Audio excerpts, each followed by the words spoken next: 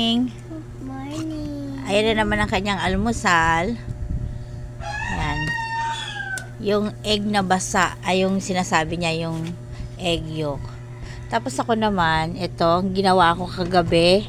Ilagay ko sa ref. Ginawa kong banana cake. Ewan ko anong lasang tigas na oh. Ayan, parang pudding na siya. At meron akong kape. So, ayan, mag-aalmusal lang kami. Almusal tayo. Ngayon ka lang nagising. Ay, hindi, nag-ano na siya. Ano ba yun? Online class na siya. Nag-aalmusal na kami ng aking apo. Si Madeline J. Sige dito. So, ito, titikman ko to ngayon kasi kagabi pa to. Nilagay ko lang sa ref. At tumigas siya. Tumigas na siya. Madeline naman, meron siyang online class.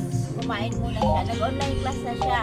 Eh, biglang nagutom. Kasi wala silang pasok ngayon dahil nag-rally nga ang buong iglesia. National rally daw yun. So, walang pasok ang mga estudyante. Pero meron silang online. So, yan. Pagkatapos niya, tutuloy niya yung kanyang pag-online class.